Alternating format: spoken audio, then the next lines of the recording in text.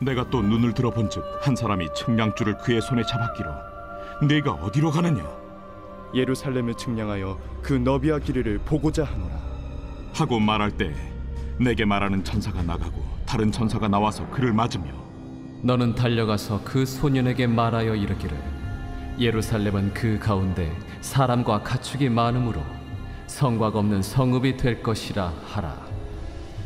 여호와의 말씀에 내가 불로 둘러싼 성곽이 되며 그 가운데에서 영광이 되리라.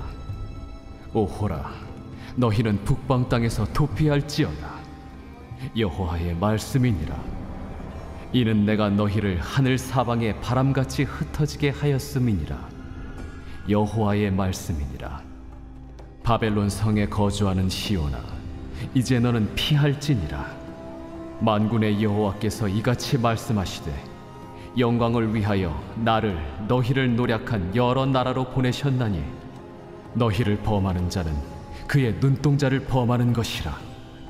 내가 손을 그들 위에 움직인즉 그들이 자기를 섬기던 자들에게 노략거리가 되리라 하셨나니 너희가 만군의 여호와께서 나를 보내신 줄 알리라. 여호와의 말씀에 시온에 따라 노래하고 기뻐하라. 이는 내가 와서 내 가운데에 머물 것임이라. 그날에 많은 나라가 여호와께 속하여 내 백성이 될 것이요 나는 내 가운데에 머물리라.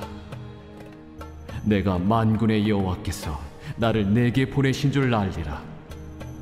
여호와께서 장차 유다를 거룩한 땅에서 자기 소유를 삼으시고 다시 예루살렘을 택하시리니 모든 육체가 여호와 앞에서 잠잠할 것은 여호와께서 그의 거룩한 처소에서 일어나심이니라 하더라.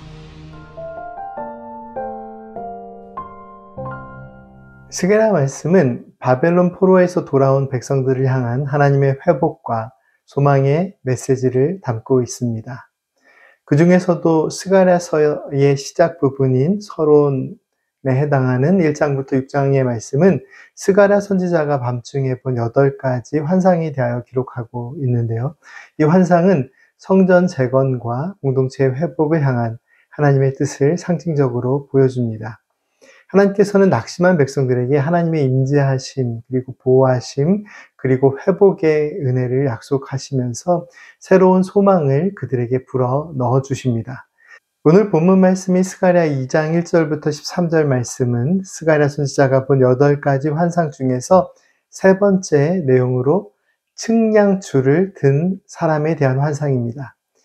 하나님께서는 측량줄을 든 사람의 환상을 통해 예루살렘을 다시 세우시고 그 백성을 친히 보호하시며 하나님의 백성을 모으시는 회복의 비전을 보여주십니다. 말씀 속에 기록된 환상과 그 의미를 간략하게 살펴보겠습니다. 스가랴 선지자는 환상 중에 한 사람이 측량줄을 들고 있는 것을 봅니다. 스가랴 선지자가 어디로 가십니까? 라고 묻자 그는 예루살렘을 측량해서 너비와 길이가 얼마인지를 알아보러 간다라고 대답하죠. 이 말씀에서 예루살렘을 측량한다라는 의미가 무엇일까요?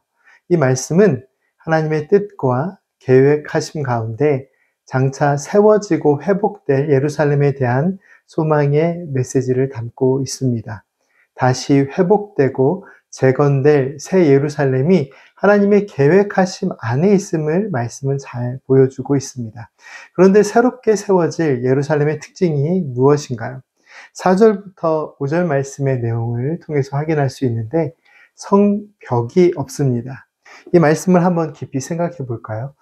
예루살렘의 성벽은 무너졌습니다. 그래서 예루살렘의 회복은 그 성벽을 다시 세우는 것, 다시 쌓는 것에 있다라고 이해됩니다. 그런데 여전히 보이는 성벽은 없습니다. 그런데 눈으로 보이는 성벽이 아니라 하나님께서는 친히 불로 예루살렘을 감싸 보호해 주실 것을 말씀하십니다. 우리의 신앙의 삶에서 회복의 은혜를 기대하고 바라볼 때 우리는 눈에 보이는 성벽과 또한 이런 성벽과 같이 안정적인 무언가를 꿈꾸고 소망합니다. 하지만 우리가 믿음의 눈을 들어 확인해야 할 더 견고하고 완전한 하나님의 도우심에 대하여 이해하지 못할 때가 많이 있습니다. 하나님께서는 눈으로 보이는 성벽이 아니라 하나님의 돌보심을 바라보는 더 큰 믿음과 평안의 삶으로 우리를 인도하십니다. 계속해서 이어지는 6절에서 13절의 말씀은 하나님께서 대적을 심판하시고 예루살렘을 선택하시고 다시 그 백성들을 부르시는 은혜를 기록하고 있습니다. 이 백성이 바벨론에서 포로된 삶을 살았던 이유가 무엇일까요? 하나님의 뜻에 대한 불순종 때문이었습니다. 이 백성은 죄악으로 인하여 하나님의 사랑과 은혜의 품을 떠나 흩어진 백성들이 되었습니다. 하지만 하나님께서는 흩어진 백성들, 포로된 백성들에게 어떠한 은혜를 내려주셨을까요? 말씀은 이 백성을 하나님께서 눈동자처럼 지키셨음을 기록하고 있습니다. 8절 말씀입니다. 만군의 여호와께서 이같이 말씀하시되 영광을 위하여 나를 너희를 노략한 여러 나라로 보내셨나니 너희를 범하는 자는 그의 눈동자를 범하는 것이라. 하나님께서는 흩어진 백성들을 버리시고 그들을 흩어진 자리에서 그냥 내버려 두신 것이 아니라 은혜로 그들을 살피셨음을 말씀은 기록하고 있습니다. 그리고 이제 하나님께서는 절망 속에 있는 백성들을 다시 은혜의 자리로 부르십니다. 하나님의 회복의 은혜를 표현하고 있는 10절과 11절 말씀에는 너무나도 특별한 하나님의 말씀의 선포가 있는데요. 10절과 11절 말씀을 다시 한번 살펴보겠습니다. 여호와의 말씀에 시온에 따라 노래하고 기뻐하라.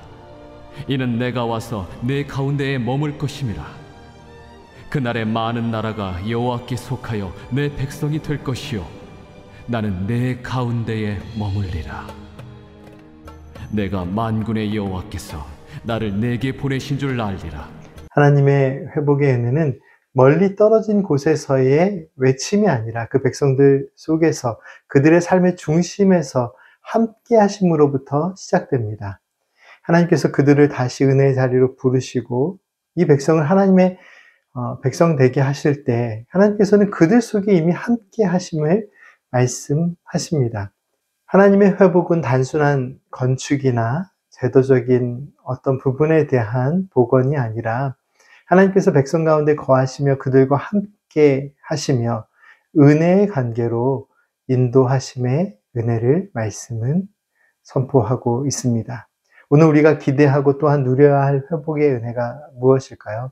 우리가 어디에 있든지 또한 무엇을 하든지 어떤 상황이나 환경 속에서도 우리와 함께 하시며 우리를 참 은혜의 길로 인도하시는 신실하신 하나님의 사랑을 먼저 기억하고 누리는 것이 오늘 믿음의 사람이 경험해야 할 참된 회복의 은혜임을 오늘 본문 말씀은 강조합니다. 함께 기도드리겠습니다. 거룩하신 하나님, 우리 가운데 거하시며 우리를 눈동자처럼 지키시고 은혜의 자리로 인도하심에 감사를 드립니다. 저희들이 낙심할 때에도 언제나 저희와 함께 하시며 새 힘을 주시고 저희가 외롭고 지칠 때에도 하나님의 불로 성벽을 만들어 지켜주심과 같이 언제나 주님께서 저희와 함께 하시고 저희를 지켜주심에 감사를 드립니다.